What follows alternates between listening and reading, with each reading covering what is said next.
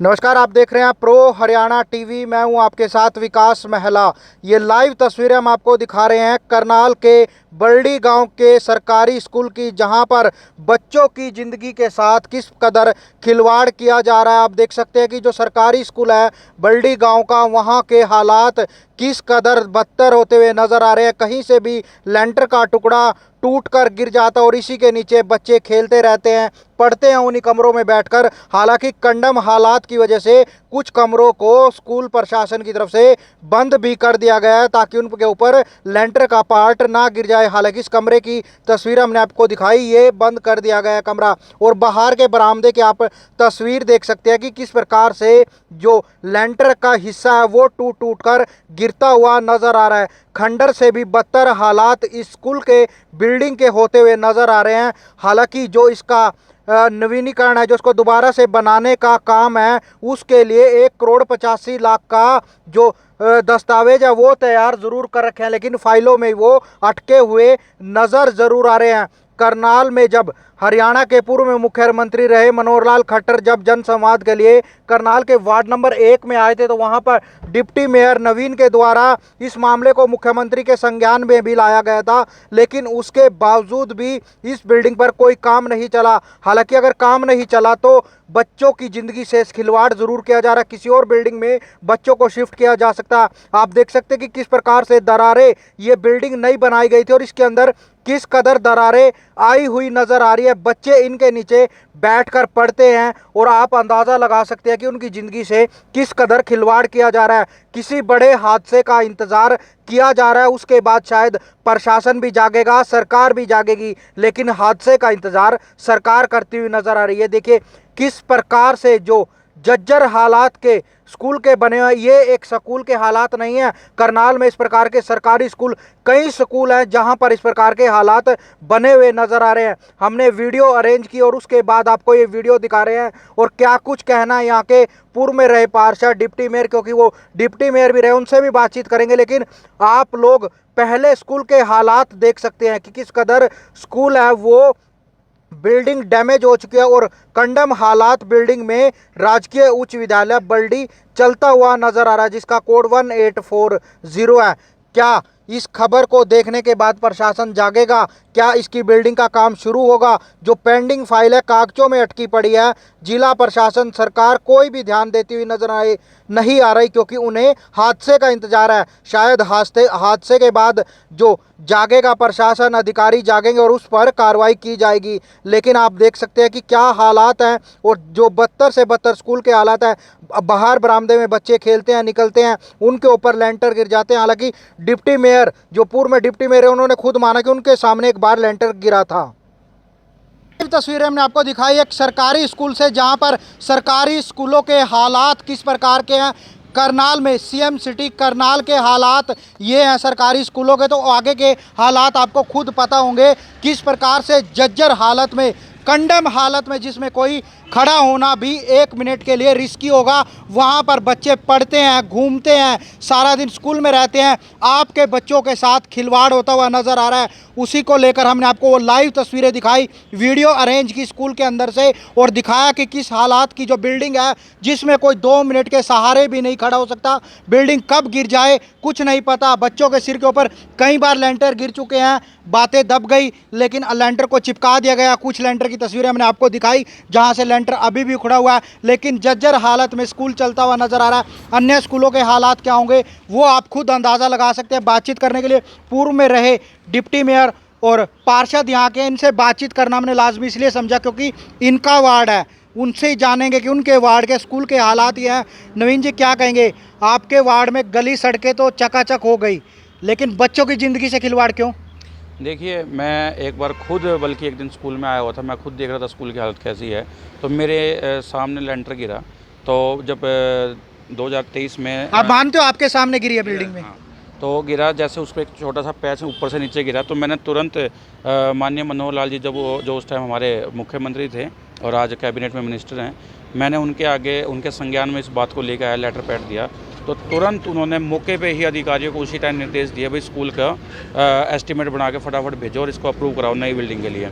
कब आपने ये कार्रवाई शुरू की? ये मैंने 7वें महीने में लेटर दे दिया था और उसके बाद तुरंत बाद पूरा जो एजुकेशन महकमा था, क्योंकि ये कॉरपोरेशन का तो कितना टाइम हो गया 7वें महीने मैं से? बताता हूँ, कॉरपोरेशन के अंडर का तो काम था नहीं, ये मैं एजुकेशन बोर्ड का काम था, महकमे ने करना था। तो हम तो सिर्फ वहाँ पे पैरवी कर रहे थे और उधर से मनोहर लाल जी हमारे बार बार इस पर इनिशिएटिव लेते हुए उस पर कार्रवाई कर रहे थे। तो उन्होंने फिर इसको जब एस्टीमेट रेडी हुए, इसका कुछ होया, तो 9वें महीने में इसका लगभग 1,80,00,000 रुपये का बजट बना। तो उसकी फिर हमने एस्टीमेट की फ़ाइल को यहाँ से भिजवाया। तो उसके बाद वो फाइल चली गई, चलती रही, अप्रूवल, बजट की अप्रूवल आ गई। सीएम अनाउंसमेंट में मनोहर लाल जी ने तुरंत जैसे ही यहाँ से एस्टीमेट हमने सीएम साहब के पास भेजा, भाई इस पे स्कूल पे 1,80,00,000 की लागत आएगी, तो मनोहर लाल जी ने तुरंत प्रभाव से 1,80,00,000 रुपये इसके मंजूर कर दिए थे।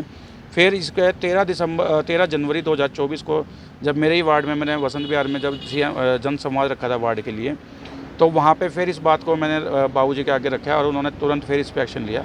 तो मीनवाइल क्या हुआ, ये फाइल और चली गई, अब डायरेक्टर ऑफिस में है। उसके बाद ही फिर ये आचार संहिता लगी थी, आचार संहिता अभी हटी है, तो फाइल प्रोसेसिंग में है। मेरी लगातार मैं अधिकारियों के भी संपर्क में हूँ और हमारे माननीय जो डीसी साहब है या हमारे कॉरपोरेशन के कमिश्नर साहब भी, ये भी इसमें है। और ये फाइल का लगभग मेरे हिसाब से इस महीने तक, मतलब जो जुलाई का महीना आ जाएगा, तो बजट नवीन इसका जी, approve आ आपने तो अपनी बात रख दी कि आपने फाइल प्रोसेस में डाली, अधिकारी जो आपने जो सरकार के संज्ञान में मामला डाला, कहीं ना कहीं ढील किसकी? क्योंकि बच्चों की ज़िंदगी से खिलवाड़। देखिए, ढील नहीं मैं कहूँगा, क्योंकि ना ये 3-4 महीने लोकसभा चुनाव को करके मार्च के महीने में इसमें आचार संहिता लग गई थी और आचार संहिताओं के कारण ये सारे जो नवीन प्रोसेसिंग। जी, आपके हिसाब से उस बिल्डिंग में स्कूल चलना चाहिए? आप खुद बताइए, अपने मन पर हाथ रख के, कि उस बिल्डिंग में स्कूल चलना चाहिए। देखिए, मैं पहले भी एक बार कहा था, तो हमने गांव में एक बार कोशिश भी करी थी, कोई ऐसी बिल्डिंग मिल जाए जिसमें इतने बच्चों की हो जाए। तो अब बिल्डिंग देख भी रहे हैं, तो अगर जैसी बिल्डिंग गांव में कोई ऐसी मिल जाए, क्योंकि बाहर हम गांव से बाहर कोई ऐसी बिल्डिंग लेके बच्चों को नहीं पढ़ा सकते, तो गांव में कोई ऐसी बिल्डिंग जब मिल जाएगी तो हम उसमें वहाँ पे बच्चों को पढ़ाई का वो भी समाधान की कोशिश कर रहे हैं इसकी। तो लगता है अब बातचीत आगे रखेंगे, क्योंकि अब मीडिया भी मामले को उठाता हुआ नज़र आ रहा है, अधिकारियों से भी बातचीत आप लगातार कर रहे हैं, तो कहीं ना कहीं जो स्कूल है अभी उस पर कहीं ना कहीं दूसरी बिल्डिंग में शिफ्ट करना चाहिए। क्योंकि देखिए, फाइल काम है सरकार के, आपको भी पता है कैसे चलते हैं, किसी की ज़िंदगी से खिलवाड़, क्या हादसा होने का नहीं होता। देखिए, मैं बताता हूँ, जितनी जल्दी इस स्कूल का बजट अप्रूव किया माननीय मनोहर लाल जी ने, इतना जल्दी होता नहीं है। ये तो थोड़ा सा स्टॉप आचार संहिता की वजह से लगा, नहीं तो अब तक तो शायद इस बिल्डिंग का काम शुरू भी हो जाता। तो थोड़ी सी अगर जो दिक्कत जो डिले हुआ, सिर्फ आचार संहिता की वजह से हुआ, क्योंकि काम रुक जाते हैं उसमें सारे सरकारी। अब इस महीने इसका बजट आते ही टेंडरिंग हो जाएगी। हाँ, दूसरी बात बताता हूँ, जब इसका बजट अप्रूव हुआ था तो हमने साथ साथ ही माननीय मनोहर लाल जी के नॉलेज में बात को रखे, स्कूल की बिल्डिंग को भी कागजों में पीडब्ल्यूडी के महकमे ने जब इसमें इंस्पेक्शन की थी, हमने कंडम घोषित करवा दिया था। तो क्योंकि ये प्रक्रिया फिर बाद में टेंडरिंग के बाद आती है। महकमे ने करवाया था कंडम घोषित? हाँ, महकमे की तरफ से। उसके बाद भी चल रहा है? नहीं, कंडम घोषित एक प्रक्रिया होती है, जब नई स्कूल कोई बिल्डिंग सरकारी खड़ी होती है तो उसको जब तक महकमा कोई कंडम घोषित नहीं करेगा तो नई बिल्डिंग नहीं कंस्ट्रक्ट हो सकती। तो वो एक इस एस्टीमेट का, इस प्रक्रिया का पार्ट था कंडम घोषित करवाना उसको, तो वो हमने करवा दिया था, ताकि जब आगे जब इसका टेंडर होकर काम चलेगा तो किसी वजह से काम ना रुके और लगातार काम चलता रहे। तो ये बाद में अगर इसको करते तो मनमाने 2-4-6 महीने और ये काम सारा लटक जाता। तो ये सारी प्रक्रियाएँ माननीय मनोहर लाल जी के नेतृत्व में और आशीर्वाद से सारी प्रक्रियाएँ पूरी हो चुकी हैं। अब तो सिर्फ बजट आ जाएगा और टेंडर इसका तुरंत प्रभाव से लग जाएगा। मतलब हादसे का नहीं होता, इतना कोई हादसा हो गया तो फिर उसका जिम्मेवार कौन? नहीं, मैं बताता हूँ, हम उसकी लगातार बिल्डिंग की कोई ऐसे, क्योंकि थोड़े बच्चे तो हैं नहीं, ज़्यादा बच्चे हैं, तो कोई ऐसी बिल्डिंग की हम उसको देख रहे हैं कि जो स्कूल के कुछ कमरे बंद भी करवा रखे हैं? बंद भी करवा रखे हैं, जिसमें ज़्यादा था कि हमने बंद भी करवा दिए थे।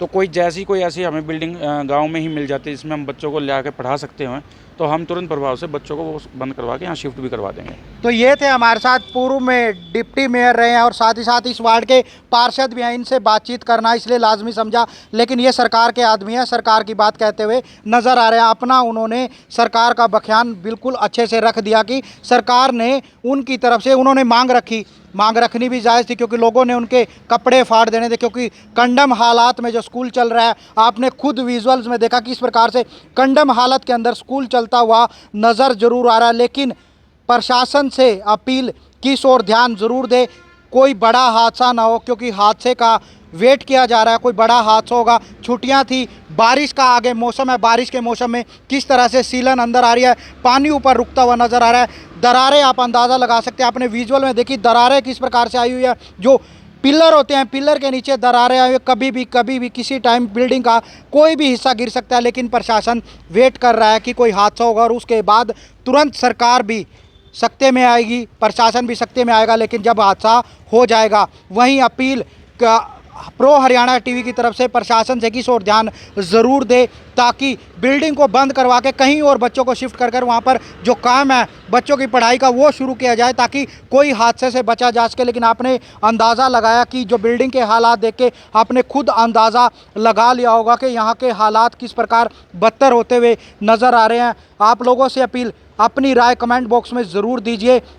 वहीं एक बार फिर आपको बता दूं, करनाल के वार्ड नंबर का एक स्कूल है गांव बल्डी का, जहां पर आपने स्थिति देखी कि किस प्रकार से लेंटर गिरता हुआ नजर आ रहा है। खुद पार्षद के सामने जो डिप्टी मेयर उनके सामने गिरा था एक बार, तो लेंटर मानिए। हालांकि जन संवाद में इस मामले को गंभीरता से उठाया गया था। हरियाणा के मुख्यमंत्री थे जो पूर्व में रहे थे, हरियाणा के मुख्यमंत्री मनोहर लाल, उनके सामने जब वार्ड में जन संवाद चल रहा था तो इस मामले को उठाया गया था। लेकिन उसके बाद भी अधिकारियों अपनी नींद में ज़रूर नज़र आ रहे हैं। हालांकि काम फाइलों में चलता हुआ नज़र ज़रूर आ रहा है कि नया स्कूल बनाया जाएगा, लेकिन स्कूल कब बनकर तैयार होगा, लेकिन तब तक हादसे का जो वेट ज़रूर किया जा रहा है। आप अपनी राय ज़रूर दीजिए। करनाल से विकास महला, प्रो हरियाणा टीवी।